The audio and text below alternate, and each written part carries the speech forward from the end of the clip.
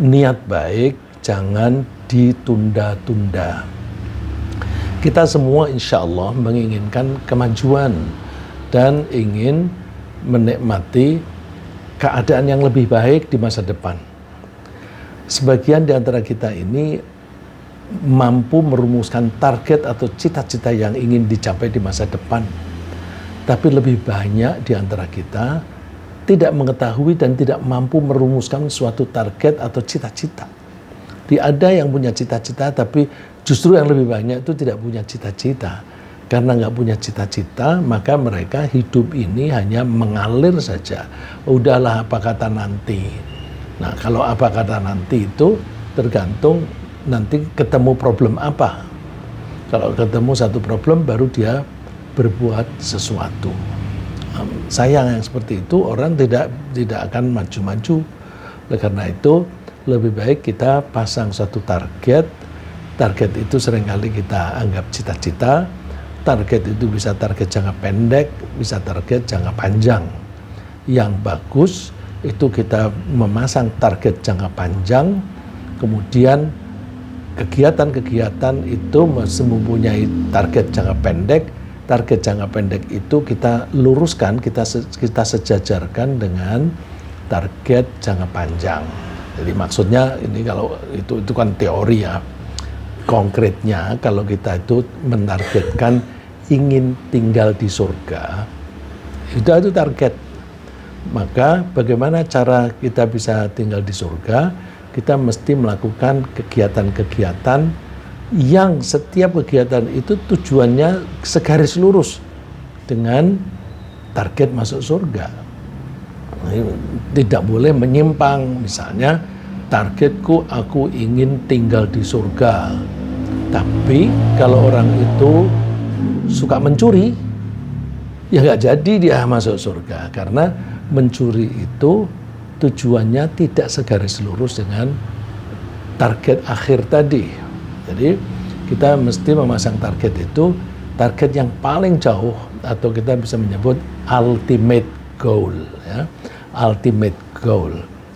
Target yang kita maksud ini berbeda dengan target yang biasa dibahas oleh bapak-bapak dan ibu-ibu ketika mengajarkan ilmu manajemen. Mohon maaf kalau saya salah, saya dikoreksi. Kalau di ilmu manajemen itu target kan harus achievable. Achievable selama masih hidup di dunia. Kalau kita ingin targetnya itu masuk surga, tinggal di sana, itu achievable, tetapi tidak bisa kita achieve ketika kita masih di dunia. Jadi ini lebih jauh dari itu, ya. Maka betapa beruntung orang yang bisa merumuskan target kebaikan yang ingin dicapai. Karena dengan target yang jelas, dia bisa menyusun rencana kegiatan-kegiatan yang akan dilaksanakan untuk mencapainya. Namun untuk terlaksana kegiatan-kegiatan tersebut diperlukan faktor-faktor dari dalam diri kita dan faktor-faktor di luar kita. Faktor internal dan faktor eksternal. Salah satu faktor dari dalam diri kita atau faktor internal yang ada yang paling penting adalah kesungguhan hati untuk melaksanakan kegiatan-kegiatan secara disiplin dan konsisten. Ini yang dalam bahasa santri disebut azam. Azam itu strong commitment. Komitmen yang kuat untuk mencapai target tadi. Itu faktor internal. Sedangkan salah satu dari faktor luar atau external factors yang paling penting adalah adanya kesempatan. Kita punya cita-cita, tapi kalau kesempatan nggak ada, ya kita nggak bisa mencapainya. Misalnya, ketersediaan waktu luang dan diselenggarakannya pengajian di masjid. Jadi ini faktor luar ya. Ketersediaan waktu luang. Saya punya waktu nih. Kemudian masjid menyelenggarakan pengajian. Ini kan pertemuan antara faktor dalam, yaitu keinginan dan waktu yang luang, plus faktor luar, yaitu diselenggarakannya pengajian. Nah, itu adalah kesempatan bagi seseorang untuk meningkatkan mutu keimanan. Ya. Nah, menunda-nunda mengikuti pengajian dengan mengatakan pada diri sendiri misalnya, lain kali saja. Itu akan berarti kegagalan baginya untuk memperbaiki keimanan yang bisa mengantarkannya ke surga. Ya, nggak usah ke masjid ya. Alhamdulillah kita ini misalnya berada di rumah mau ikut ngaji, gampang, buka Zoom bisa ngaji. Kesempatannya ada, tapi kalau tidak ada kesungguhan hati, tidak memanfaatkan waktu yang tersedia, ya nggak jadi. Ya, oleh karena itu mengambil kesempatan untuk mencapai cita-cita itu sangat penting. Misalnya lagi, wafatnya seseorang adik lelaki. Jadi misalnya ada seseorang nih, terus punya adik lelaki, dia meninggal di usia muda, sedangkan dia punya 3 anak yatim. Ya, kalau ditinggalkan mati masih anak-anak berarti kan anak yatim. Terus melihat pada diri sendiri, alhamdulillah rezekiku cukup. Nah, ini kesempatan bagus bagi kita untuk aku yang membantu misalnya membiayai perawatan dan pendidikan anak itu biar dirawat oleh ibunya. Nah, ini kan kesempatan bagi dia untuk memperoleh tiket dari Allah supaya bisa masuk dan tinggal di surga. Caranya yaitu merawat dan mendidik anak yatim yang disuguhkan di depan kita. Ya. Tapi sayang banyak orang yang ketika datang suatu kesempatan mereka nunda-nunda. Ya. Saya mengatakan menunda-nunda, ini bahasa Inggrisnya procrastination. Ya. Procrastination. Yang kita biasanya mendapatkan kata menunda itu delay. Ya. Delay itu ya hanya memundurkan saja waktunya itu dari jam 7 menjadi jam 8. Tapi kalau procrastinate itu nunda-nunda yang tidak jelas. Ya. Jadi sayang banyak orang yang ketika datang suatu kesempatan mereka suka menunda-nunda merespon kesempatan itu dengan segera melaksanakan kegiatan yang diperlukan untuk meraih cita-citanya. Sambil dia mengatakan, ya, aku memang sih ingin melakukannya, tapi tidak sekarang. Nah, ini saya suka dengar ada orang yang begini, sering saya mendengar ini. Ya, tapi nggak sekarang. Ya, tapi tidak sekarang. Itu kapan? Besok dia sudah lupa. Ketika diingatkan, ya pengen sih, tapi tidak sekarang. Akhirnya dia tidak maju-maju, ya tetap ada di situ. Jadi orang yang semacam ini adalah orang yang berbakat untuk menjadi orang yang tidak sukses. Berbakat untuk tidak sukses. Kita jangan termasuk yang seperti itu. Ya. Akibatnya apa? Mereka gagal meraih cita-citanya dan bisa dikatakan bahwa orang-orang yang membiasakan diri untuk menunda-nunda merespon kesempatan itu sebagai orang-orang yang berbakat gagal atau tidak sukses dalam hidupnya. Mereka selalu mempunyai alasan ada saja untuk menunda melaksanakan keputusannya sendiri, untuk melaksanakan tugas-tugas yang diberikan oleh orang atau usaha mengatasi masalah sambil mengira bahwa mereka suatu saat akan melaksanakannya. Nah, orang-orang yang suka menunda-nunda semacam ini secara negatif biasanya disebut sebagai pemalas. Dan memang selalu ada di antara kita yang pemalas, itu selalu ada. Allah menyebut wa inna minkum lamal la yubatti'an, dan sungguh di antara kamu itu ada orang yang sangat berlambat-lambat. Berlambat-lambat ini kan menunda-nunda. Jadi di antara kalian ada orang seperti itu. Nah, kita jangan termasuk yang ada tadi. Ya, kita jangan termasuk yang ada.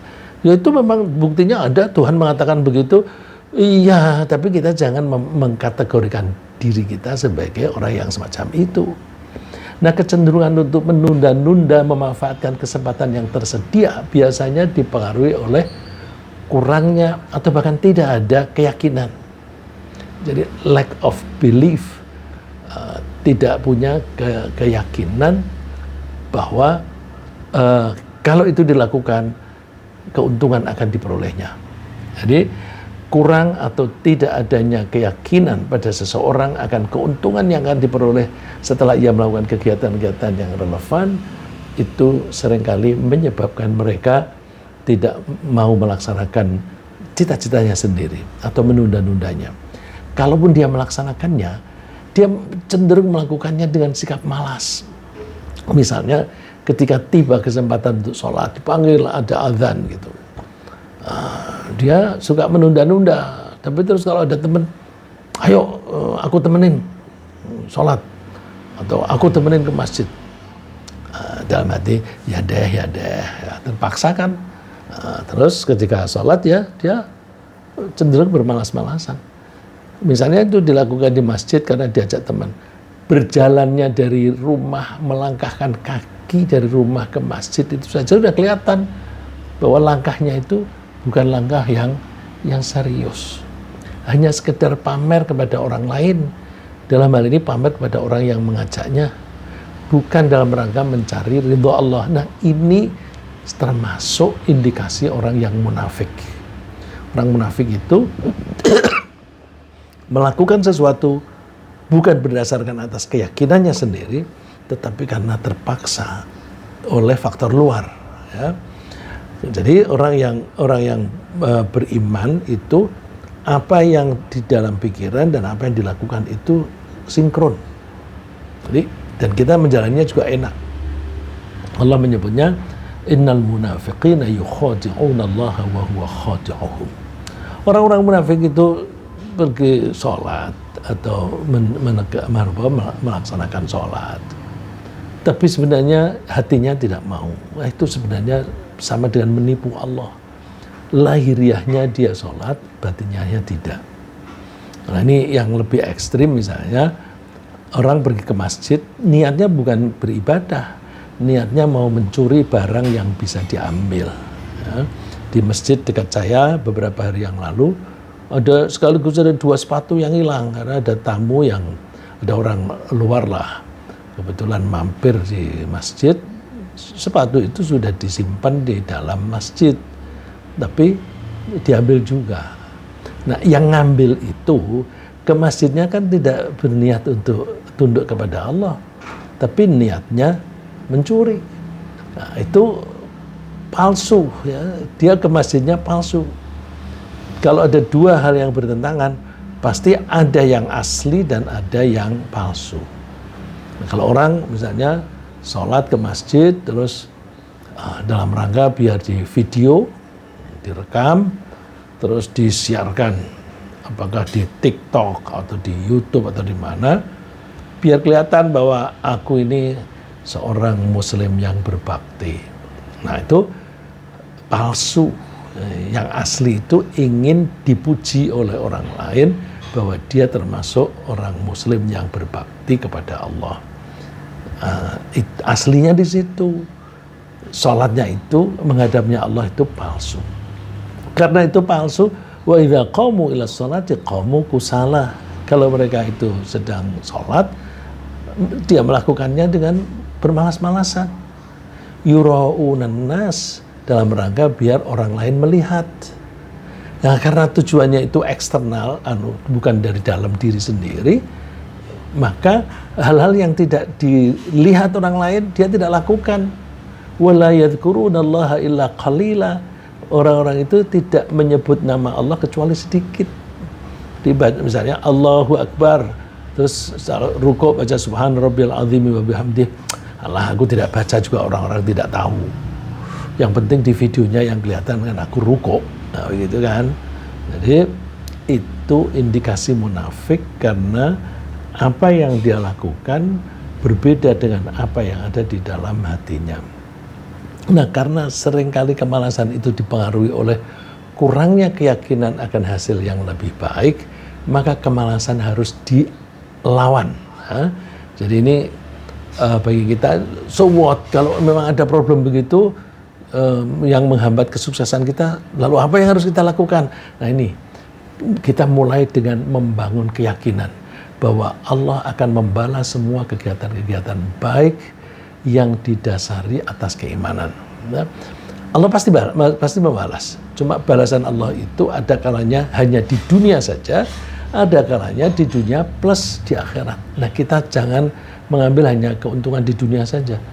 Kita mesti mencari keuntungan di dunia dan di akhirat.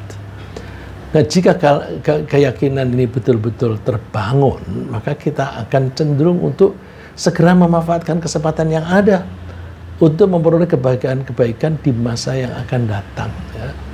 Kan kalau kita melakukan kebaikan sekarang, nanti nasib baik kita terjadinya di masa yang akan datang. Nah, kita ingin mencari nasib yang lebih baik di masa depan, itu kita mesti rajin sekarang.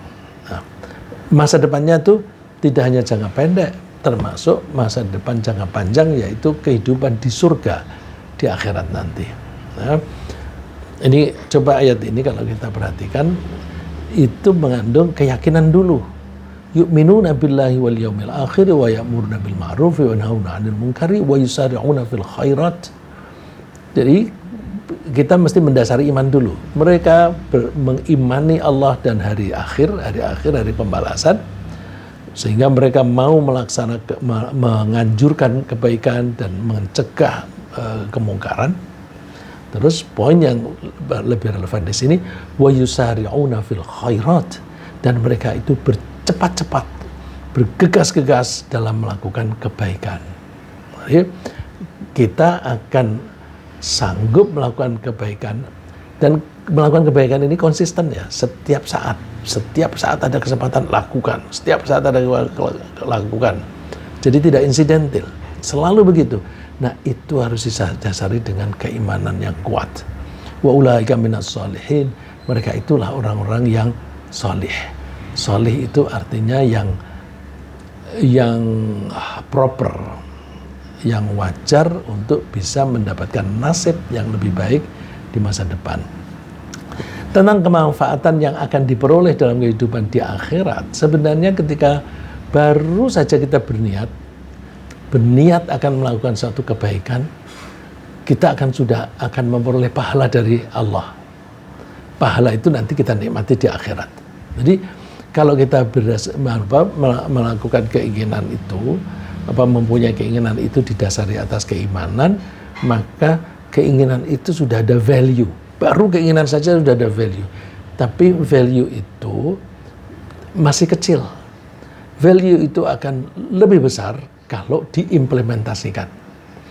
Seberapa kali lebih besar dibanding antara keinginan, antara niat dan pelaksanaan. Nah, itu Rasulullah mengutip Allah bahwa kalau kita mempunyai keinginan baik, saat itu sudah diberi pahala. Kalau kita laksanakan, kita akan mendapatkan pahala yang berlipat-lipat. Pahala berlipat-lipat itu berapa kali? Tergantung ketulusan hati. Makin tulus hatinya, makin banyak perlipatannya. Nah, Rasulullah mengutip firman Allah. Rasulullah mengutip firman Allah, disebutkan qala Allahu azza wa jalla, bersabda Allah yang maha perkasa dan maha mulia, idza hamma 'abdi bihasanatin wa lam ya'malha katabtuha lahu hasanah. Jika ada seseorang hambaku, dia menginginkan melakukan suatu kebaikan, sebelum dia melaksanakannya itu, aku akan tulis dia satu kebaikan.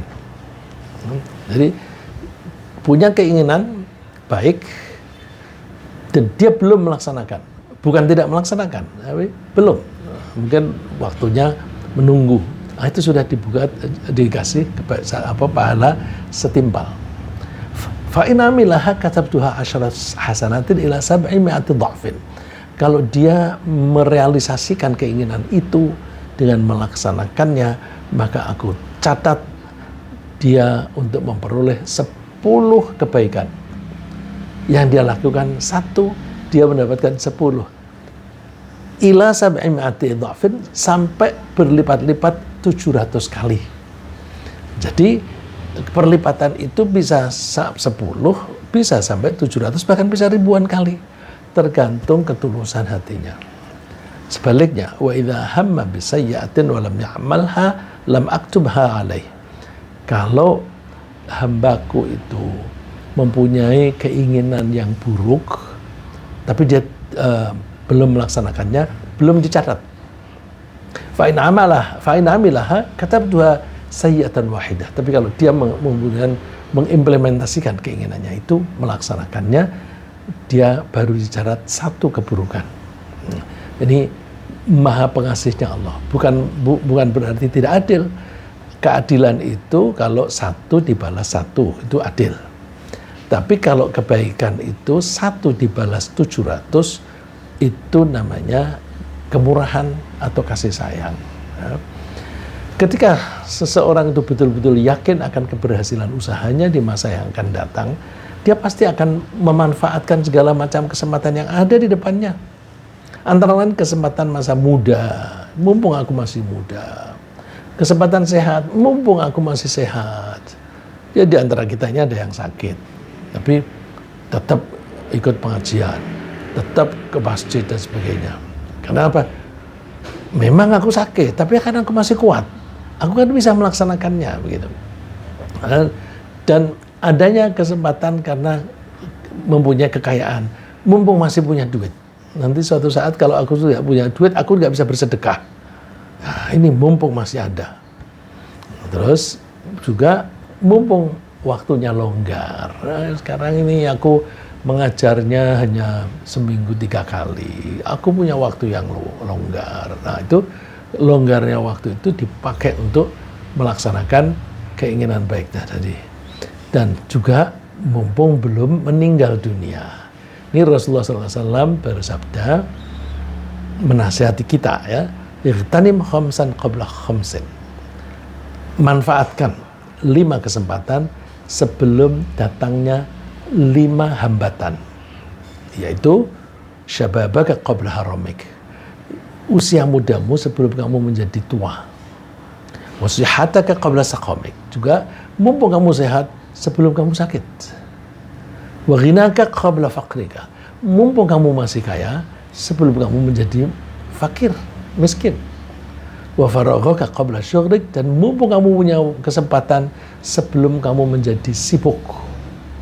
Dan secara menyeluruh, wa hayataka qabla mautik, mumpung kamu masih hidup sebelum mati. Kalau sudah mati, nggak ada lagi kesempatan datang. Nah, orang yang meyakini keberhasilan usahanya itu tidak akan menyanyiakan setiap kesempatan, sehingga dia akan langsung memulai suatu kegiatan setelah menyelesaikan kegiatan yang lain. Jadi kalau sudah meyakini apa yang aku lakukan ini akan ada manfaatnya, akan memperbaiki nasibku di masa depan termasuk di akhirat, maka dia tidak akan membiarkan ada waktu yang useless, yang tidak ada gunanya. Caranya gimana? Kalau sudah menyelesaikan satu pekerjaan, cepat-cepat melakukan pekerjaan yang lain. Fa'idha faraghta fansab. Ketika kamu sudah menyelesaikan satu pekerjaan, maka cepat-cepat laksanakan pekerjaan yang lain. Ini banyak orang yang tidak begitu. Sudah selesai, terus santai. Terus kalau tidak ada problem, dia tetap aja bersantai-santai. Nah, orang yang mempunyai cita-cita dan dia yakin bahwa cita-cita itu bisa diperoleh dalam waktu yang tidak lama, dia akan selalu memanfaatkan waktunya dengan kalau ini saya pakai bilang kerja nanti seperti orang politisi ya, pokoknya laksanakan. Orang yang meyakini akan keberhasilan usaha tertentu lebih bersemangat.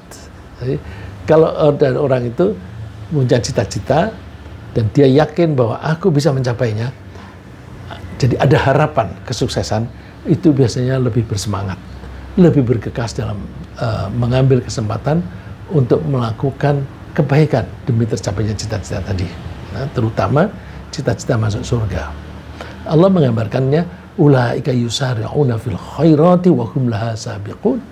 Mereka itu bersegera melaksanakan kebaikan-kebaikan dan mereka bisa memperolehnya. Ya, wa hum laha sabiqun, dan mereka bisa memperolehnya.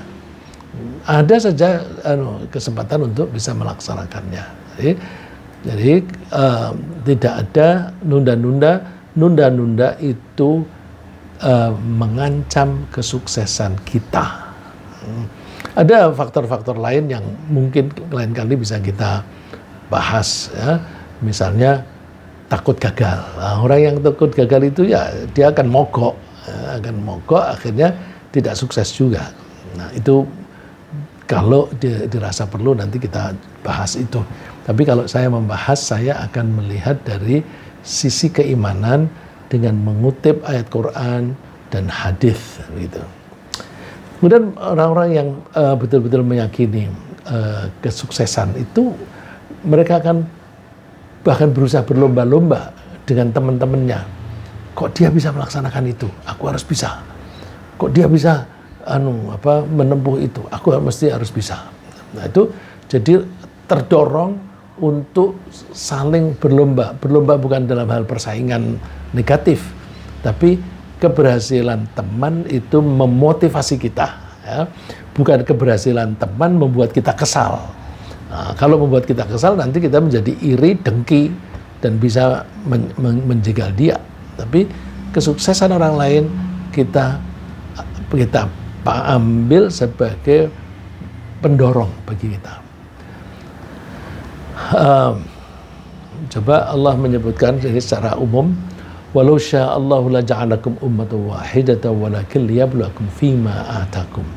Kalau Allah menghendaki, Allah itu menjadikan kalian itu sebagai masyarakat yang satu. Nyatanya kan enggak. Ada yang kaya, ada yang miskin, ada yang pintar, ada yang kurang pintar, ada yang terampil, ada yang kurang pintar, tidak terampil, ada yang sehat, ada yang sakit. Itu selalu ada begitu. Untuk apa sih? Walakin liyabluwakum fima atakum. Allah itu membuat perbedaan-perbedaan itu untuk menguji kalian. Menguji dengan melihat pemberian Allah. Aku kasih kamu kecerdasan, kamu pakai untuk apa? Kamu mau manfaatkan enggak kecerdasanmu? Aku kasih kamu kekuatan, kamu manfaatkan enggak kekuatanmu itu? Nah, itu ujian. Maka fastabiqul khairat, berlomba-lombalah kalian dalam kebaikan. Berlomba-lomba ini, berlomba-lomba kalau orang itu bisa melakukan itu, kenapa aku tidak? Dan sebagainya. Nah, ilallahi marji'ukum jami'a. Kenapa kita perlu begitu? Karena kita nanti semua akan kembali menghadap kepada Allah. Setelah kita kembali, fayunabbi'ukum bima kuntum fihi takhtalifun. Kemudian Allah akan menerangkan kepada kalian apa saja yang kalian perselisihkan. Artinya bahwa kita semuanya telah diberi fasilitas oleh Allah, yang fasilitas itu berbeda-beda. Ada fasilitas kekayaan, ada fasilitas kecerdasan dan sebagainya. Kemudian kita dilihat oleh Allah, kamu apakan? Apa sepak terjangmu bagaimana? Terus nanti di akhirat kita akan ditunjukin, ini rapotmu. Kamu diberi kesempatan tapi kamu tidak memanfaatkannya. Ya. Mereka tidak mau menyesal kemudian. Jadi mumpung ada kesempatan, ambil. Tidak mau menyesal. Karena kesempatan itu seringkali tidak datang kedua kalinya. Mumpung ada kesempatan. Karena kesempatan tidak akan kembali lagi. Ya. Jadi mereka tidak mau menyesal kemudian yang disebabkan kelalaian dalam memanfaatkan kesempatan yang tersedia, termasuk kesempatan bersedekah misalnya. Mumpung masih ada duit yang aku bisa sisihkan untuk bersedekah. Ya, kita melihat orang semacam ini, satu seringkali heran, karena kan saya ini pada posisi seperti pipa, ya. Orang bersedekah kepada para santri lewat saya. Nah, ini saya akan melihat macam-macam orang ini. Satu seringkali kagum, ya Allah, dia sudah tua sekali, dia hanya dapat pensiun dari suaminya. Itu kan kecil. Ya.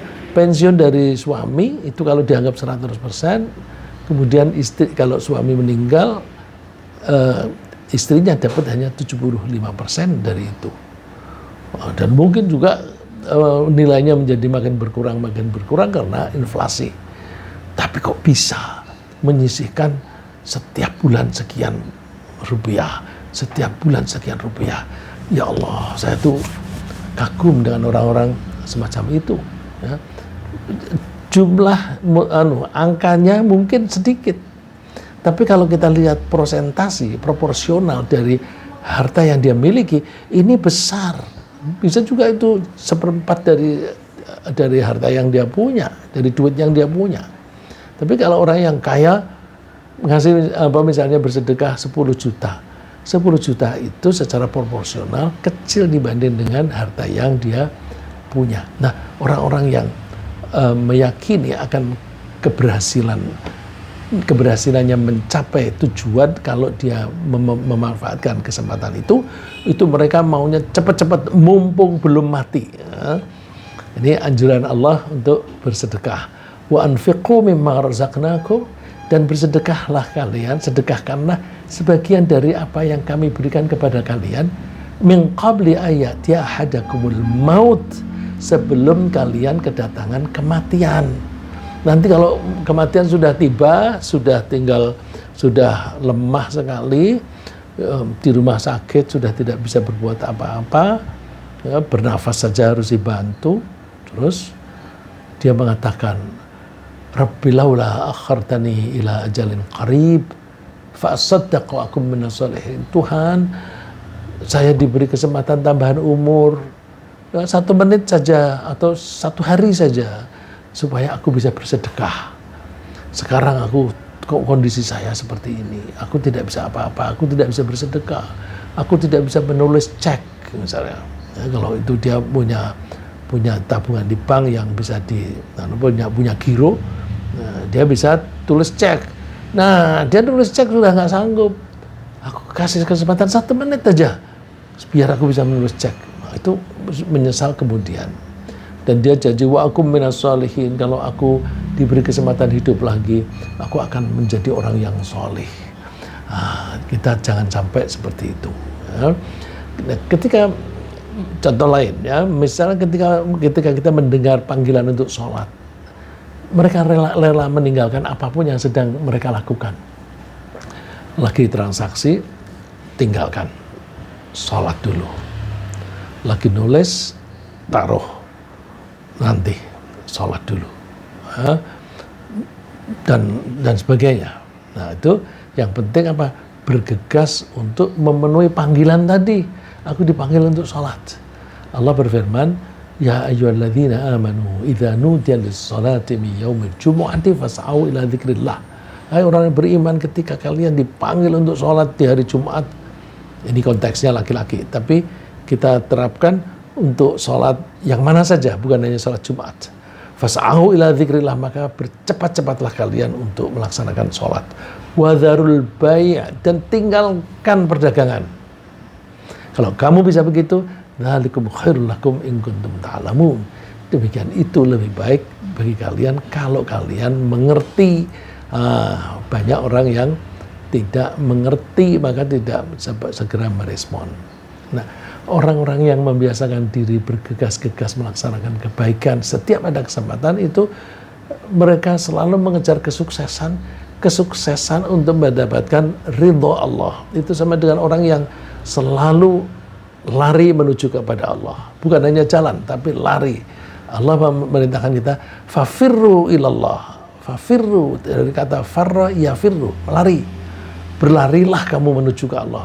Ya, berlari itu kan lebih cepat daripada jalan. Jadi cepat-cepatlah. Puncak kesuksesan mereka adalah ketika mereka memperoleh ampunan dari Allah dan diizinkan tinggal di surga selama-lamanya. Itu sudah top dari cita-cita. Wasari'u ila maghfiratin min rabbikum wa jannatin 'arduha as-samawati wal ard u'iddat lil muttaqin. Bercepat-cepatlah, bersegeralah kalian untuk memperoleh ampunan dari Tuhanmu dan memperoleh surga yang luasnya itu seluas bumi dan langit. Surga itu disediakan untuk orang-orang yang bertakwa. Ya, mudah-mudahan kita bisa memanfaatkan setiap kesempatan supaya hidup kita ini makin hari makin maju mendekati cita-cita yang baik. Nah, cita-cita yang baik adalah kita tinggal di surga. Kalau itu tujuan yang paling akhir, maka apapun yang kita lakukan, kita cek yang kita lakukan ini bisa mengantarkan aku ke surga atau tidak, segaris lurus dengan surga itu atau tidak. Kalau membuat kita melenceng dalam perjalanan, kita tinggalkan. Ya. Ringkasnya apa yang kita bahas pagi ini adalah bahwa kebiasaan menunda itu menghalangi seseorang untuk sukses mencapai cita-cita. Agar sukses, kita mesti mengambil setiap kesempatan untuk kemajuan. Maju makin mendekati cita-cita. Orang yang berbakat sukses selalu sibuk dengan melakukan sesuatu kegiatan yang melakukan satu kegiatan setelah menyelesaikan pekerjaan lain. Jadi menyelesaikan satu pekerjaan, begitu selesai mengerjakan yang lain. Selesai mengerjakan yang lain. Nah, puncak kesuksesan yang kita kejar adalah memperoleh ampunan dari Allah dan tinggal di surga. Semoga Allah memberi kita semangat dan kesanggupan untuk melakukan berbagai kebaikan demi kesuksesan, memperoleh kebahagiaan di dunia dan di akhirat, yaitu surga. Amin.